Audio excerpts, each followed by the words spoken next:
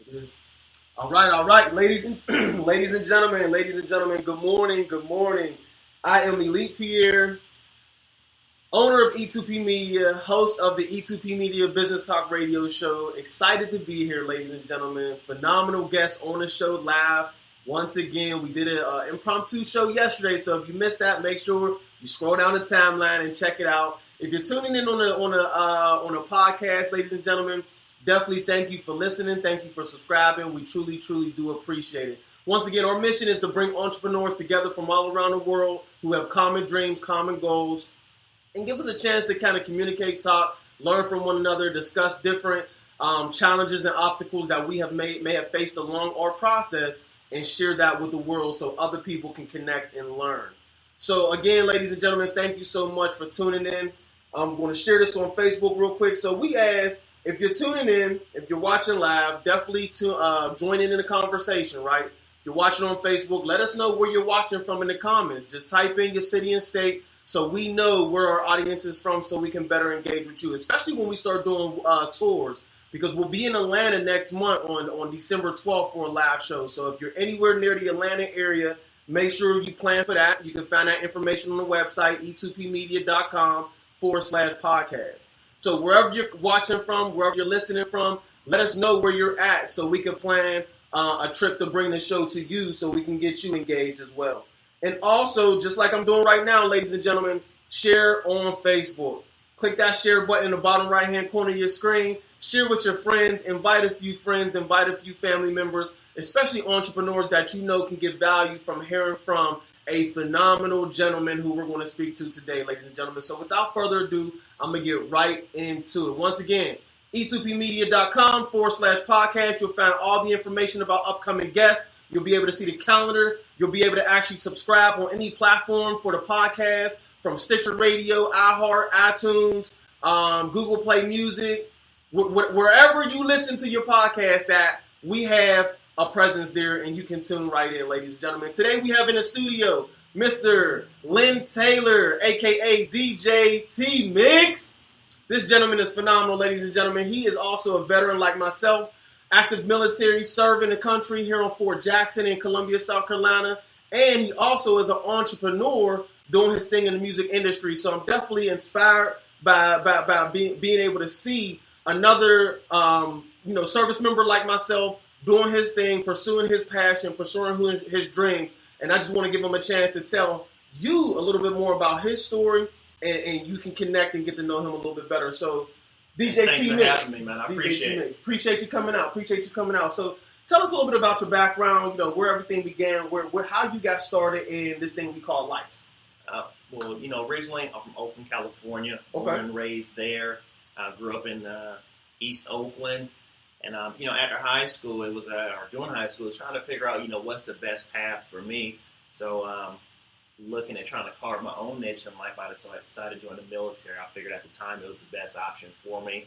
Okay. Originally, I looked at it as like a 3-year plan. I'm going to come in, just do a few years, see what it's all about, Yep. go back out into some world with some experience, some incredible work experience, and also some service where I can look into doing my next level, which at the time I thought would be a firefighter or law enforcement. Wow. So, somewhere in there, that military is that bug kind of bit me, and it was like, I'm going to stay around a little bit and do this. I'll re-enlist one more time, One more time. Yeah. How many times did that one more time happen? Probably about 5 times I think of that one more time. But, I love what I do, and, I have a great time doing the Army thing. Good stuff. It's been a blast. It's been a great decision for me. I encourage young people, sometimes, we have traditional forms where we can go to schooling. We have the perfect setup. We go and follow on and go to that corporate world or something like that. Some people have non-traditional approaches, and the military is a good option. It puts people in the right place. If you have maybe some struggles coming up, it's the best second chance organization there is. I love the Army. I love what I do in it. I like the way you put that. It's the best second chance organization, because I know even myself, and I know a lot of people who kind of found themselves going down the wrong path. Yeah. And the military does a real good job reeling you back in. Definitely so. And refocusing your energy. Hey, Pittsburgh and Oakland, It's not too many people who, achieve the type of things that we do. In my experience, the people that I grew up with, they're not doing the type of things we doing. Still doing the same stuff. Still doing the same stuff. Exactly. I remember I got in trouble as a private. My commanding officer set me down. He said, Private Pierre, PV2, said, Private Pierre, I promise you, if you come back to this neighborhood 10 years from now, you're going to see the same people. And it's funny that you put it that same way. You're going to see the same people doing the same things. And if that's what you want, keep going down that path. But I see more in you. I see that there's more in you than just, doing the same thing 10 years from now. So if that's not what you want, you got to get your head on right. For me, it was something like that as well. It was just, I was very fortunate just to have quality leaders. Yes. Which, everybody hasn't been able to, sing that same testimony, but I was. I got over in Korea, started my career there up on JSA, from the border. Yeah. And I just had, outstanding leaders from my squad leader on up. And just being cultivated in an area like that, it just really set me up for success. After that, I went to Fort Drum, and that's when I really took off, and I really started, okay, I can definitely see myself doing this in the long haul. It was the same experience there. Phenomenal leadership, a unit with a lot of esprit de corps, great history behind it. And, the Army thing just really got inside of me, and that's when I'm like, well, this is what I'm going to do with my life. Yeah. So when did you join the Army? 1998. 1998. What month? July. Fort Benning, Georgia. I got you about 3 months. I joined in May. Hey, there it is. 2 months. 2 months. May, June, July, right? 1998. I was still a senior in high school when I joined. Oh, same year. I signed, when I signed the dotted line, it was a little bit earlier than that. But, it was when I shipped off, it was July. I didn't want to hang out the summer. Yep. I didn't go until August. They're the ones we talk about. Yeah. You want to hang out and have too much fun. Yep. So, like I said, the Army wasn't the solution originally. It was just a right now thing. Yeah. Just what's the next step ahead is, going into civil service, having those preferential points and being a prior service veteran.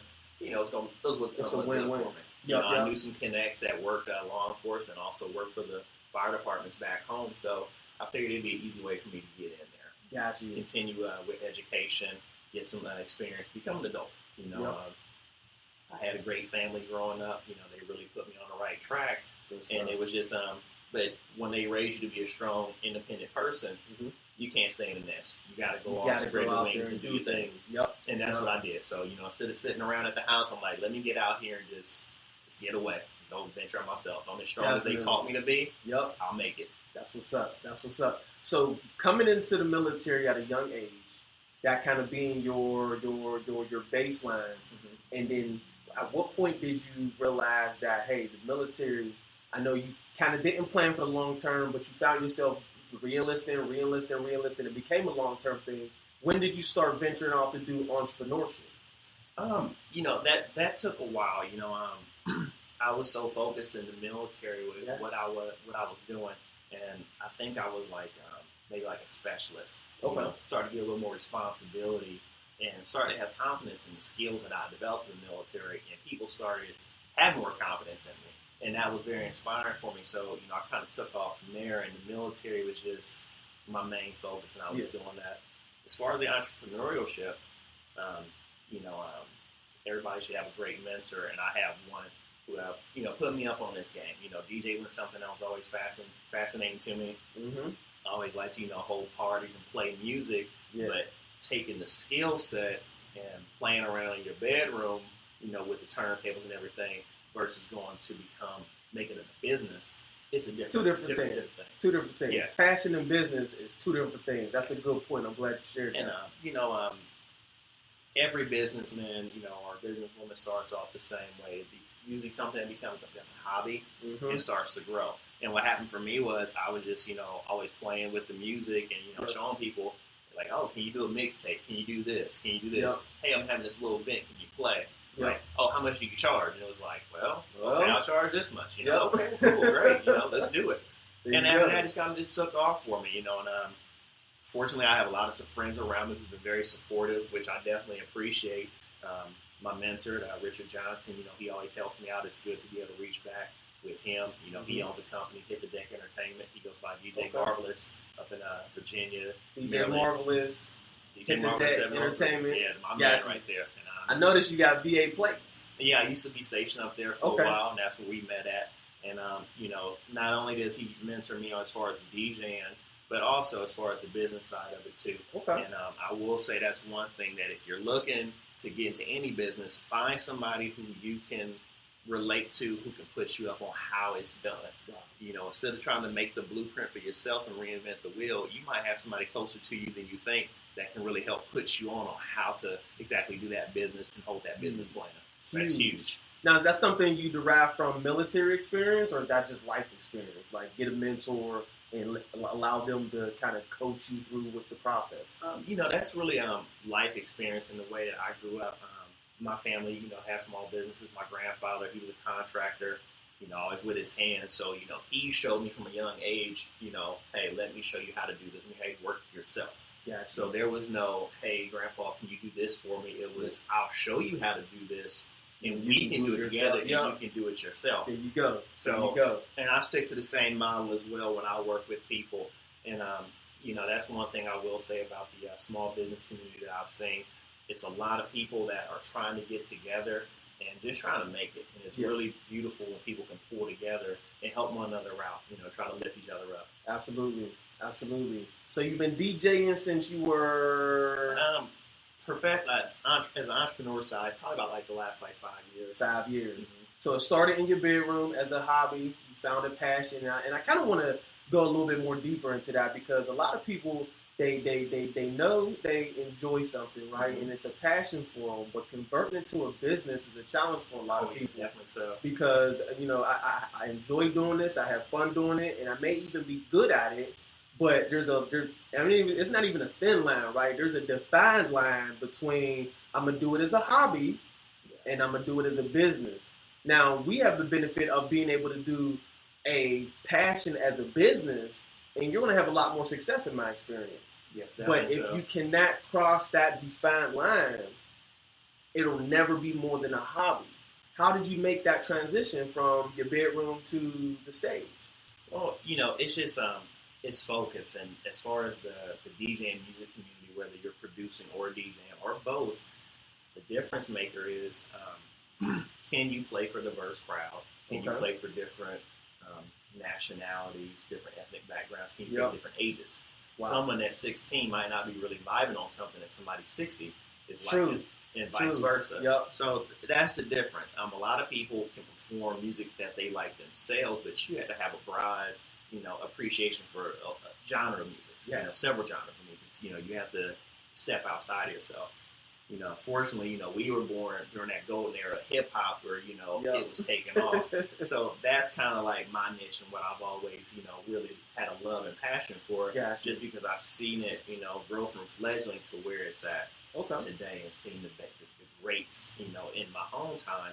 Other music, just growing up, inside of a generational home, that Motown influence, the funk, growing up in the Bay Area, it's a big sound. And also, a lot of rock music, a lot of blues growing up in the household, jazz. So hearing those different types of things just kind of really inspire you. And then just being around people who play instruments. My godfather plays bass.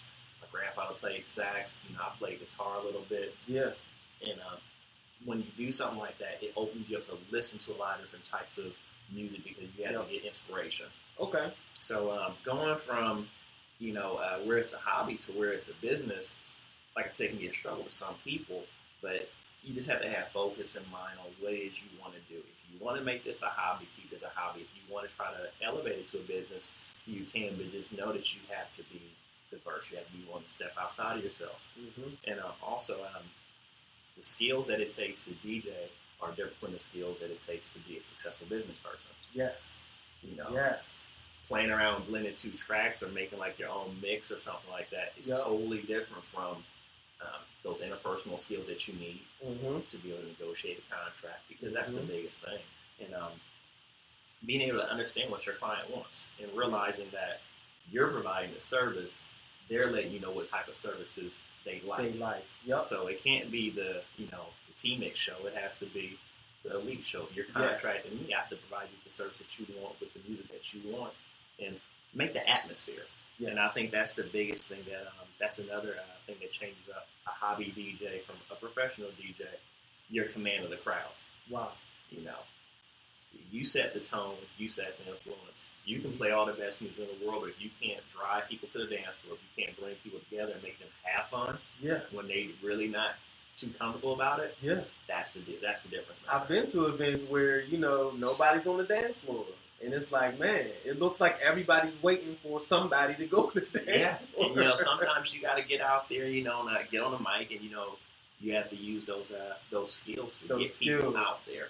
And also, just panning the crowd. If you can get a good gauge of your crowd and see who's kind of nodding to their head to it, kind of do a quick analysis. You know, the rule is never judge a book by its cover. But in the DJ business, you got to be able to make calculated guesses. Quick. You know, like, okay, what's the average age of my crowd? What are they going to be really feeling? If I'm playing a track that they kind of liking, what can I take to push the party over the top? To make the right atmosphere and get everybody in the right mood. And keep that vibe going. Keep it going. So I seen on your profile that you do like corporate events, you do military balls, you do parties, you do weddings. And does that come in handy when you have that diverse type of repertoire? Yes, it does, definitely. Like, you know, I've been partnered with Wild Wing Cafe here in the local area. Here recently, I had the opportunity to work with those guys to start providing DJ services for them. And, Wild Wing Cafe. Man, that's a good deal. I'm working, actually, I have a gig tonight over in Harbison. They're doing like their version of The Voice. Wow. And I'm hosting a singing competition that's going to take place for the next 5 weeks. Get out of here. So, you know, that's another thing, you know. So I work there. I work their location in this, and I work their location in Sand Hills. But, you know, you were asking about the skills that, you know, playing for a place like Wild Wing Cafe, you have all age ranges, all demographics there. So you had to be able to play. You can't just get locked into one genre. And, you know, if you're playing like techno or like EDM, some of those tracks have a similar key. And so it's easy to blend those two tracks together. But you just can't play EDM all night when it's, you know, 10-year-olds, 60-year-olds in there. You got to be able to play a little bit of everything. So it's like, how did you go from rap to pop to country to rock to EDM all in 5 songs? You know, or like in like set little blocks. And that's the difference. And, you know, you want to have some shock factor when you're dealing with a crowd because you want to take them off guard. You know, a lot of times people see a DJ and they think, oh, he or she will probably play this type of music. And judging by the DJ. And judging by the book by its cover. And so you take them off guard and talk like, oh, the DJ has some skills. The DJ knows what he's doing. Interpersonal skills definitely comes in place for first and foremost with the weddings. You know, and like I expressed to, you know, my clients out there, a wedding is a once in a lifetime event. And if you have questions about music and anything audio related and anything sequence on what's the best way to keep the party going, your DJ should be able to answer that for you. Period. If you're trying to coach somebody into something, you know, what are you hiring? Are you hiring a sound service? Or are you hiring a disc jockey and an MC and somebody who can make your party go? And the DJ can really help with the flow. Fortunately, I work with a lot of event coordinators, and you just kind of speak the same language. And that's what it's really about at a wedding, is making that flow, making that event special. And, you know, a lot of people pay, you know, good money to pull off a wedding, and, you know, you should provide them with the service. You know, my rule is I'm going to play the party like it was a party for myself. And, you know, I think that going with that kind of motto has made me very successful, making people feel at ease and feel comfortable.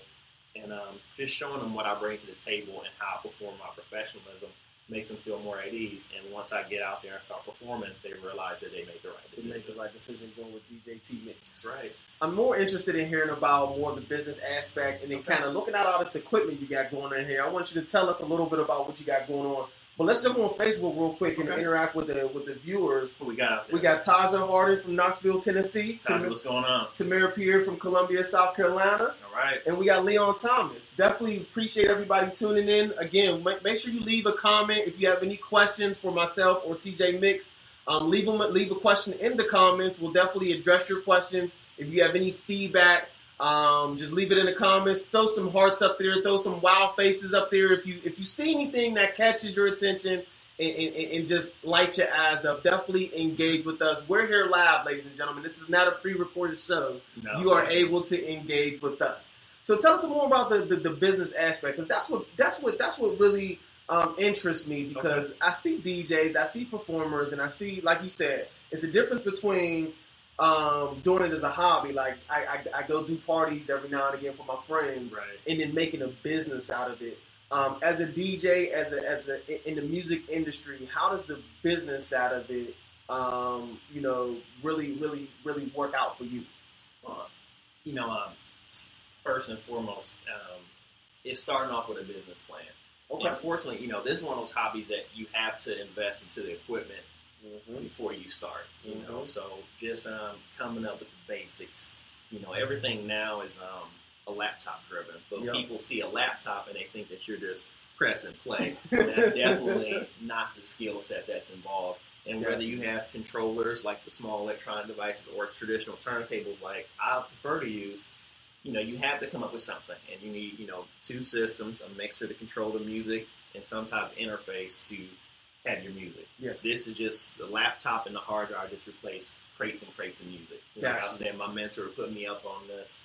DJ Marvelous, he talks about back in the day, carrying crates of records. You got crates and all stuff under the table. You pulling them out. And the cool thing is that's some real skill right there to keep the party going. Know that music that well that you can just pull out, some vinyl, look at it, drop it in there, find the right groove, and keep the beat going.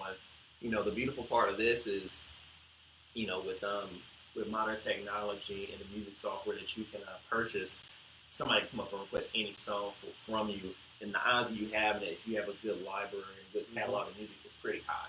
So how do you get your library of music? That's one thing I'm always curious about. Is I see different methods of getting online music, and I know just licensing laws and all of that. How does that work? It is, and you want to be legit with this. iTunes is an excellent source to find music, and some of the other online platforms to sell music, and that's the best way to do it. That's going to get you your best quality, the highest bit rate, and you can really tell. And what I tell people is when you people used to collect music back offline back in the day, you can play it over some headphones, and it sounds really well. When you're playing in an event hall, and it's like a couple of hundred people there, and you have speakers up that's to the ceiling, a whole wall of them. Any imperfection in that song, you hear. Gotcha. When you purchase quality music, it's gonna sound better. It's gonna be more set. It's gonna be more pleasing to the ear. Wow. There's no crackles. There's no pops. It's not a lot of pitches and variants in the track. Yep. You're getting the best stuff. Wow. And when you play that stuff at large volume over a professional PA system, a public address system, you clearly see the difference between a poor quality track and something that you purchase. It's yours forever. You have the license for it. It's official.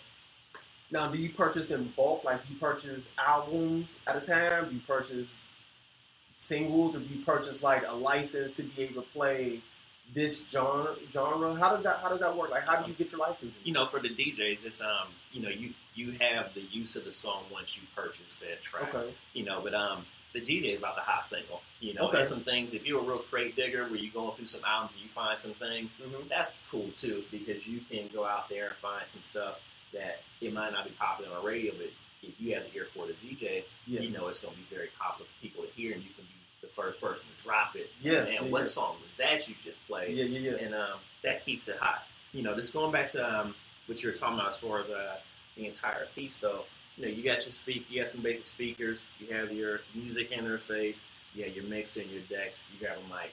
That's the hobby of it. Okay. Once you try to go to where you're trying to establish a business, you need a lot more than that, because what you need for a home system is a lot different from what you need to play out in public. Okay. Where what you see right now is good. These small speakers are perfect. They're studio reference speakers. I play them in my personal studio at home in my small practice sessions. But you need a large PA system to push the audience, and that stuff costs. So with that, you have to drop a business plan, and that's where we come to the entrepreneurial portion of it. And when you want to make that jump, it's not.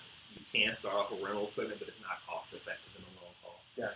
And everything has its catches, just like renting a car. The price is this, but the daily insurance and the zero fault rate is this much, and it adds up. And that's what happens in the rental business for the most part. You don't find a lot of people who just really give you dollar for dollar. If they say it's $25 for the day, it's usually a bunch of stuff tacked on it.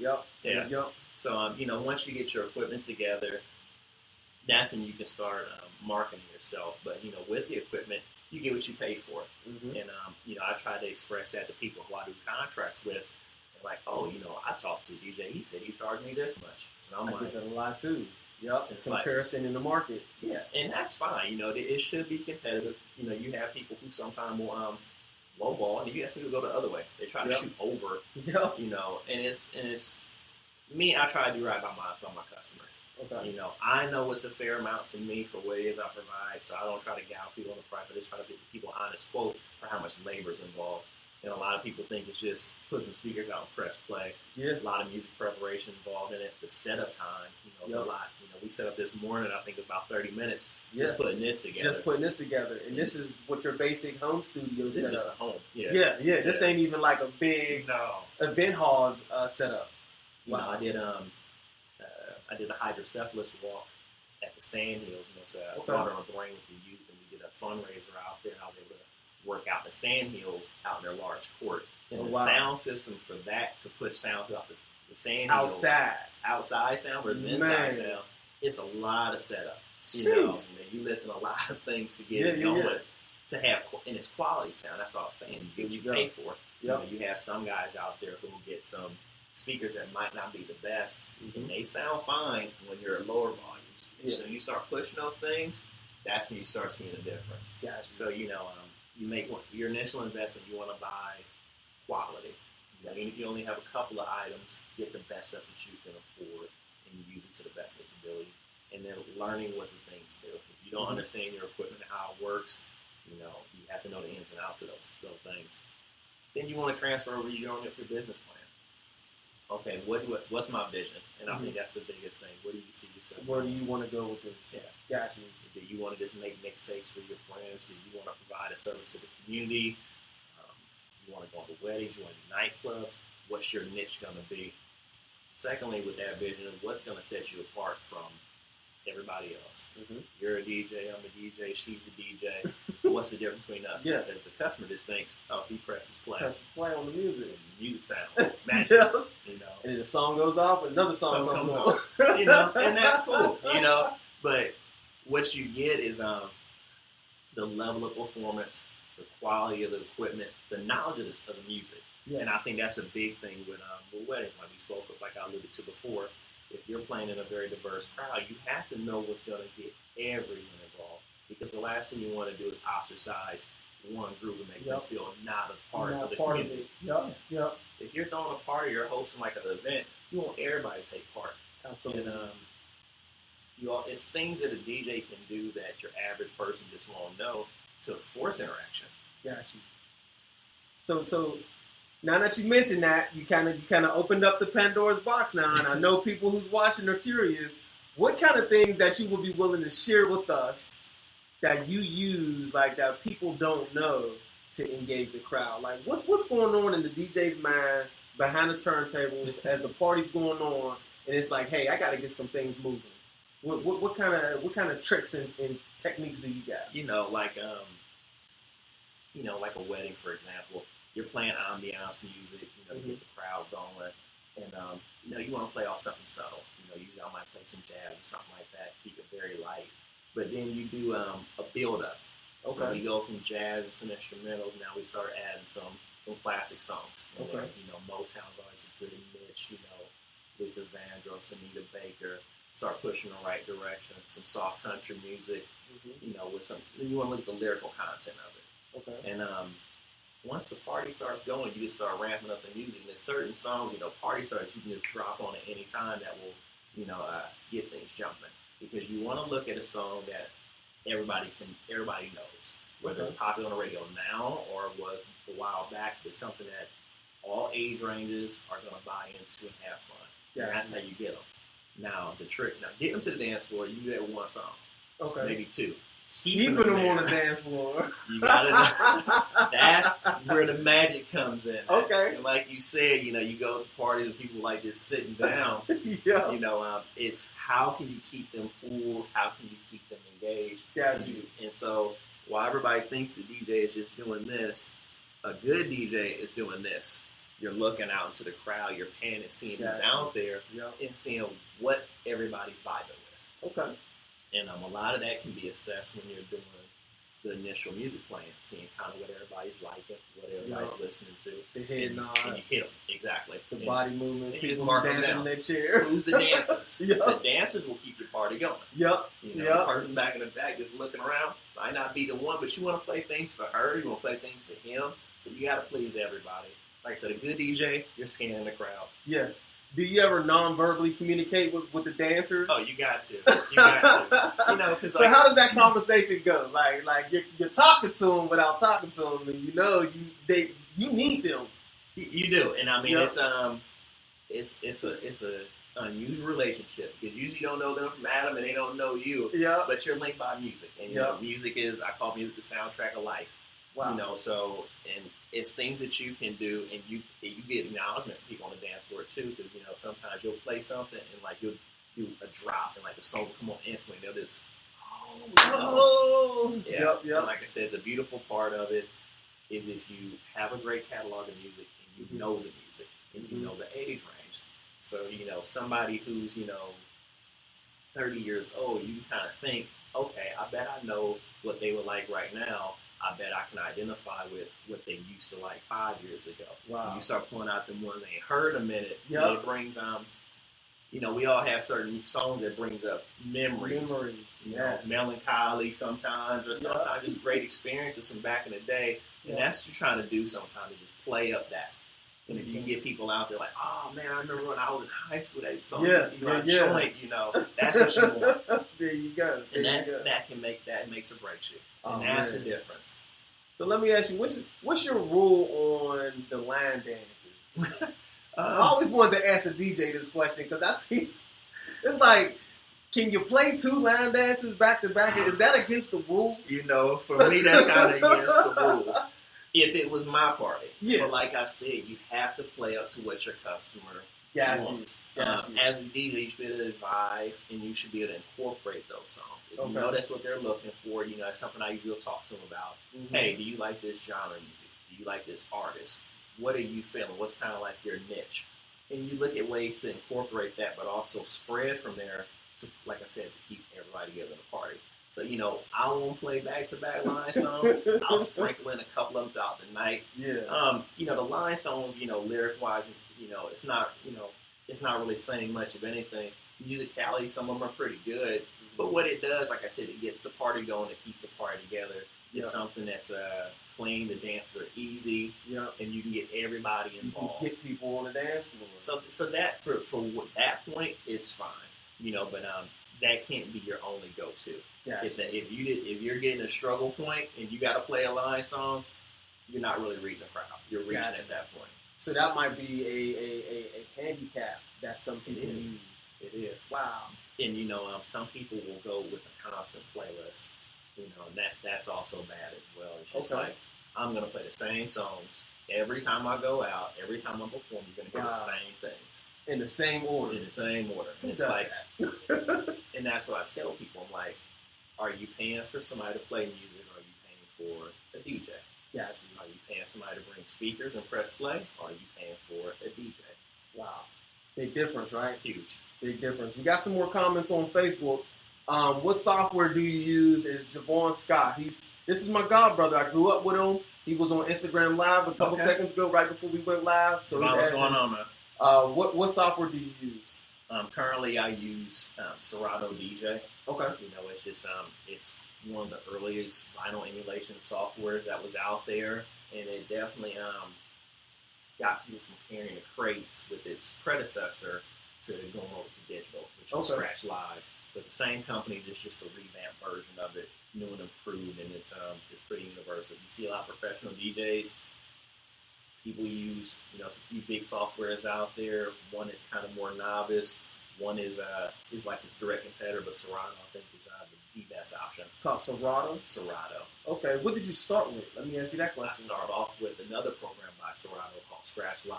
Okay, that's what you was referring to before. It was the first one that came out, and it just, what it does, it takes your music software, runs it through its hardware, and it runs it to your vinyl. With your vinyl, it's vinyl, it's real vinyl, but it's time coded. So the noise that it makes, or the signature that puts off, translates into music. Okay. So now instead of carrying crates and regularly talk about all your music saved on inside your software, maybe between the MacBook and hard drive or two.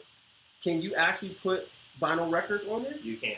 Okay, you so can. it's a because I heard you say vinyl emulator. Mm-hmm. So it's a vinyl emulator, and you can actually put vinyl records on there and play a record. With the latest software, it's just a through function. You can put it on a through selector, and you can put real vinyl on there. I do it all the time. I have a, like I said, you it's still have the case, so you still got to keep some good LPs. Yeah. It's like, what kind of DJ are you if you don't have real vinyl? I'm telling you. So there's DJs out there that never touched the vinyl record. No, never. No way. Yeah, never lifted the turntable. Never lifted the turntable. Never touched the record. Some people see my setup and they're like, oh yeah, you a real DJ. I like that vinyl. But it's like, don't be so quick to judge. I know guys who use controllers who are awesome. And if you put up a wall behind them, you never even know. You never know. They're that gifted. But like I said, the biggest thing, knowing your music, having a good catalog of music, and knowing your equipment. If you can make your equipment work, no one will be none the wiser. Sometimes I'll use a controller, depending on the signature or the footprint that I have to work with. Sometimes you're in some confined spaces. Yeah. You don't have all the luxuries to put up everything. So a controller saves you a little bit of room. But, use the tool that you have and master it. You ever have somebody show up with a record and say, hey, DJ, can you play this? Not since I've been DJing. Okay. Not since I've been DJing. Now, with everything being automated, I had people say, hey, can you plug this song up? Okay. And it's like, and it's their song. Like, they're a rapper or they're a singer. Yeah, can you play my song? DJ, play my song. Yeah, can you drop me an instrumental? You just got to explain to them. And if it was a party that I was hosting, you can do something like that. But I'm like, hey, I appreciate you. Can you give me a business card? Can you reach out to me on social media? Mm-hmm. I'll listen to it and maybe we can link together some other time. Gotcha. However, right now I'm contracted. This lady, this man, they're paying me money to do this service. This is an appropriate time. And like I said, those interpersonal skills go a long way. Professionalism. Exactly. Absolutely. Treat people right. And that's the biggest thing. Whether they're paying or they're in attendance, treat everybody, equal. Treat everybody the way you like to be treated. I mean, the golden rule. It's not that hard. All right. Next question. Same from Javon Scott. Do you like using PC or Mac? Javon, I started off on PC and because it was what I was comfortable with. PC has a lot of use them at work. I had them at home, had them in school, so it was easy. But what I noticed, and everybody, in the music side, predominantly use Mac. Mm-hmm. And my buddy DJ Marlis, I asked him, like, what do you like? And he's like, well, I like the stability of Mac. And you start looking at everyone else. The Macs are just very reliable. They start up, they run, not a lot of problems with it. And they're really good at, running multiple programs at the same time, which sometimes you need as a DJ. Yep. And they're very easy to use. A lot of companies, they kind of cater their gear towards Macs. Mm-hmm. So, definitely a leg up there. I know a lot of tech people, they beat me because all my systems are Mac. All my office computers, we're broadcasting off a Mac. This is a Mac right here with the DJ set up. I'm on an iPhone, like. But a lot of IT guys, not tech guys, but a lot of IT people, friends of mine, they beat me up pretty good about being so dedicated to using a Mac. What's your take on that? It goes back to what I was saying. You can have 20 different tools, mm-hmm. but do you own the tools or do you know these tools? Gotcha. I just use what I know. I have a Mac. I broke the Mac down. I understand how it works. Like this Mac, I upgraded myself. Okay. And that's something that you might not have the luxury to do with some other devices, but I want to learn what makes this thing so well, how to make it perform. Gotcha. So as I started doing research on it, I am not a computer guy. Gotcha. Not a techie guy by any means. But it was very straightforward and very easy for me to get in there and customize it and get this system set up for what it is I need it for. Gotcha. And just the reliability of it, like I said. And the Macs are surprisingly robust. You see the corners kind of chipped off on this. I was doing an event, this thing fell. The music kept playing. I put the Mac up, bam, put it right back on there. kept the party going. Yesterday, I was doing a live broadcast. We wasn't up this high because we were sitting, and the microphone went out. Remember, I showed you the USB had a short. I pulled the microphone off the table. The whole Mac, the whole computer pulled off the table, hit the floor. We're broadcasting still. Luckily, it didn't close, so it didn't shut down. Right. I was able to pick it back up and just keep on moving with it. Yep. Yeah. Love it. So another question we got from Javon Scott. I think he's a DJ. That's why there's so many good questions coming from it. Do he do music production too, like rap, R&B, pop music? I've dabbled in it before. I used to mess with that. Like I said, if you're a lover of music, you start to get out there. You know, play different instruments. I dabble with different instruments. I still mess with some production software. I have a lot of producers who I know, a lot of songwriters I know. If you're in around music, you just start to do that. You know, by now the thing I'm going over to is live sound support. You know, so taking my experience with music production, playing music, and using PA systems to help out somebody else to broadcast it on a larger level. Gotcha. But production is still something I really like doing. You know, it's fun to dabble in with. If he needs me, if anybody needs, production or wants some testing more knowledge on how to use live sound, feel free to reach out to me. Gotcha. I think he actually does music production because he's been in music since we was little. Gotcha. So shout out to Javon Scott, man. Definitely appreciate you engaging in a conversation so much. We definitely need that. Coming up on the hour, right? We started about 10 minutes late, so we're gonna go. We're gonna do a whole hour show. Gotcha. So we're wrapping up into that last time. And last question from Javon Scott: have you ever did a mixtape before? Yes, I have. Okay, and I know you was talking about that earlier on the show. Friends would ask you for mixtapes and whatnot. What's your experience with that? It's just starting back, way back in the day, literally mixtapes. People say mixtapes, but it has a totally different meaning now. Whereas I started on mixtapes, and it was cool. I wish some of that stuff I still had, But like I said, being a crate digger and a music collector, you try to find those songs that you knew back in the day and try to bring them back. And, sometimes I can put them in a set and have a good time with it. But as far as the mixtapes now, I'll still do them occasionally. Usually I'm more for promotional than anything else to kind of display what it is I do. The beautiful part of, different platforms like Facebook, YouTube, Instagram, you can get out there and instead of doing a whole mixtape, you can show a snippet on what it is you can do.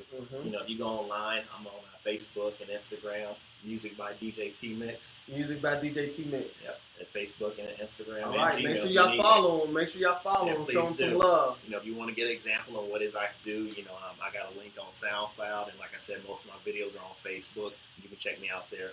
There you go. So, challenges that you faced along the way, obstacles that you were able to overcome, and what is it that you wish you had known then that you know now? So initial challenges is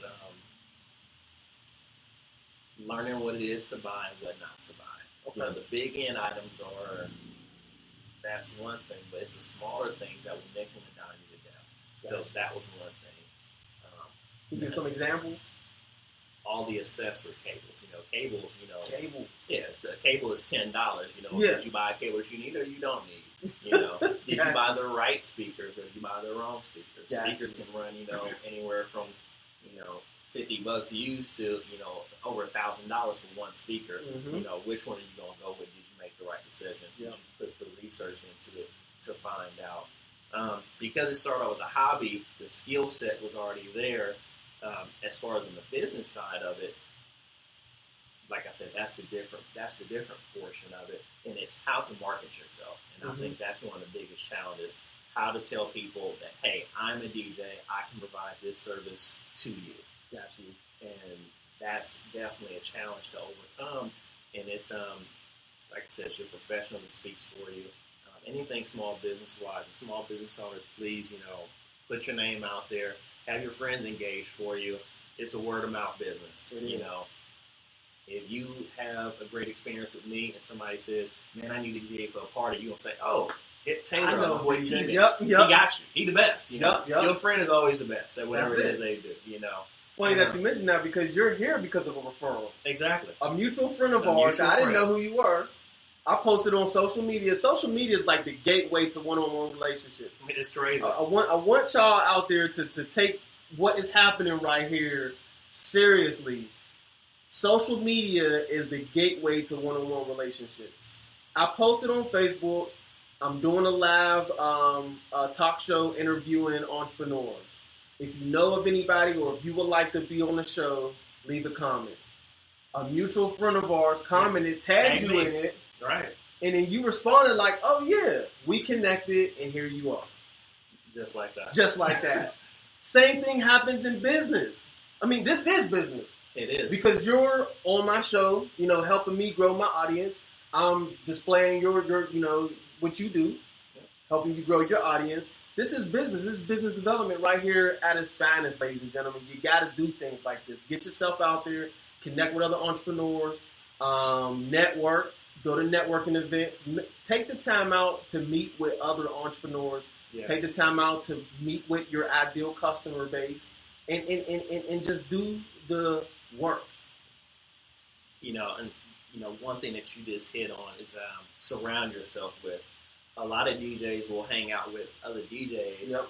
And we're so passionate about music, we'll talk about the craft a lot, Yeah. And then we'll start talking about music. Oh, this track, yep. I remember this song, blah, blah. But that's good for the hobby business, that's good for the craft, for the skill set of it. Yep. But what about the business set of it? Yeah. It's funny because a lot of people think that, business is so much different, but the basic models of them are pretty much the same. Mm-hmm. What manpower do I need? What resources do I need? What equipment do I need? What assets do I have on hand? Yeah. Marketing, contracts, yeah. interpersonal skills, your professionalism. It doesn't matter whether, you're doing a show like this, you're DJing, you're opening up a bar, a restaurant. It's a lot of similarities, and you can learn from people who have business models that are, completely different from you, but yep. you can take some stuff away from them and learn some things Absolutely. How to be a better business person. And that's what it's really about. And that goes, full circle. How do you go from being a hobby DJ to a professional DJ? And that's what it is. It's learning the business aspect of it, learning how to negotiate, learning how to communicate with people and make them understand what it is you provide for your service. And I don't care if you're, I have friends out there who makes, business cards, flyers. What's different about you that's different from the other 10 persons or people who are doing the same thing? Yep. What sets you apart? And that's what it's about there. And like I said, I've learned so much from other people who do business, simple things, taxes, Yeah. You can learn how to spin records all you want. If you don't know how to fill out that W-9 and get those forms in the end of the year. Yeah. What are you really talking about? Nothing. So last question. Well, I got two questions. I got a question for you to ask them a question. But what you didn't know then that you know now, if you could just take that bit of information and give it to you 5 years ago, what's that piece? What I will say is have confidence in yourself.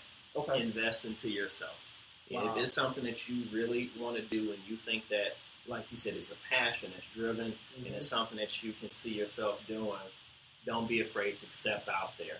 I think that's the biggest point. I mean, as far as like DJing, and I think it will relate to a lot of other things, like, your business, for example. Yeah, getting in front of people and talking to people all the time is one thing.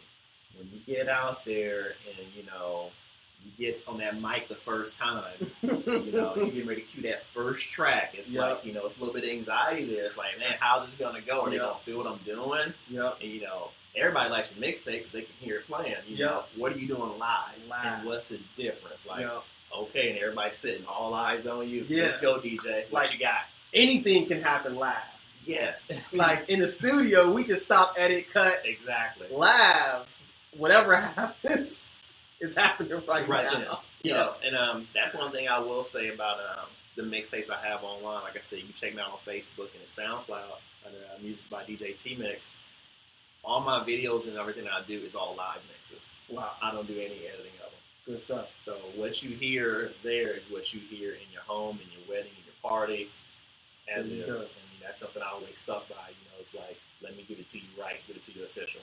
All right. So with that being said, we got about 3 more minutes. Show us what you got live. All right. Well, a lot of people wonder, and we talked about before, what's the difference between somebody playing out bring in some speakers, and press and play. Mm-hmm. And there's some things that DJs do that people just don't see. So what I'm gonna give you an example of is a live remix. And what it is you're using some tracks that you listen to, you dissect it, you learn how they go together, and you get them to gel together because they have some similarities, or you force some things to make them come together. Okay. And it's just for this example, I'm using an instrumental from one track that I think everybody would know, which is important. You want to use something that people can say, hey, I know that song. Gotcha. And then you surprise them with another song they know. Gotcha. And that's the acapella version. So, all right. Instead of talking about it, Let's be about it. Now, to see the behind the scenes, you're going to have to watch the later on version of the show. Y'all can just see it from the front.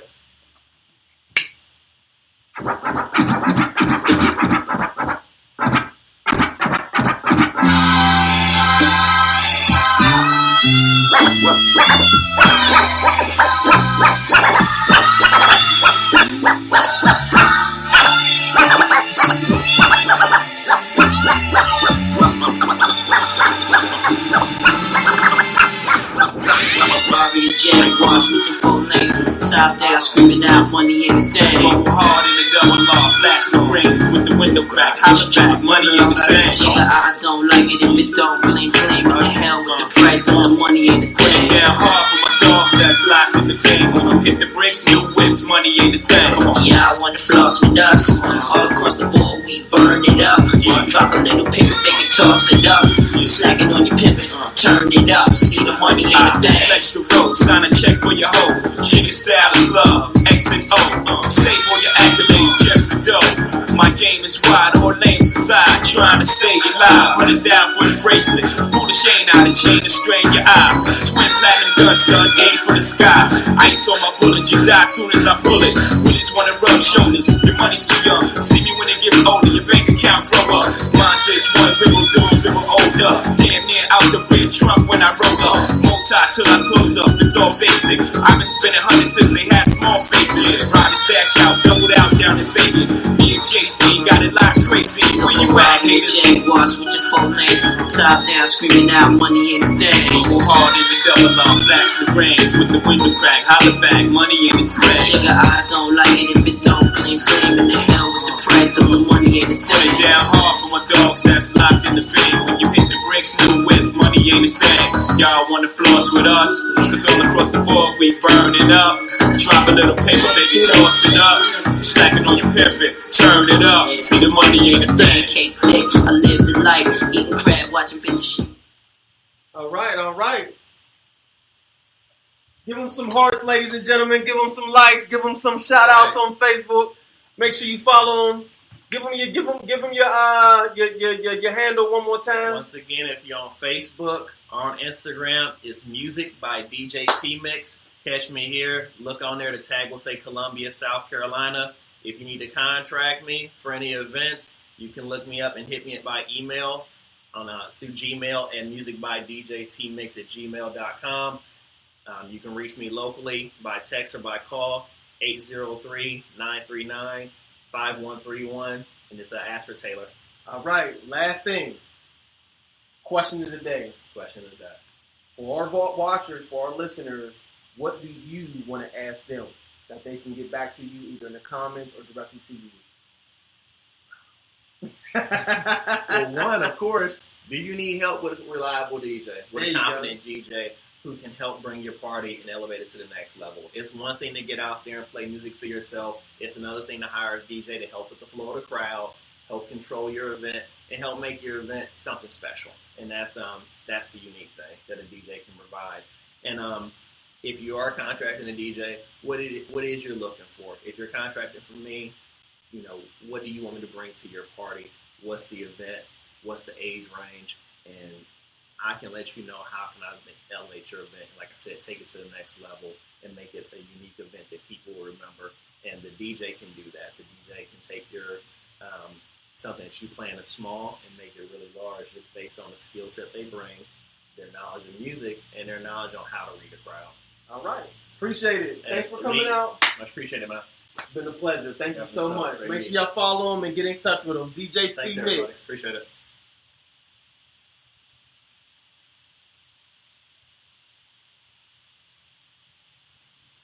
Trust James.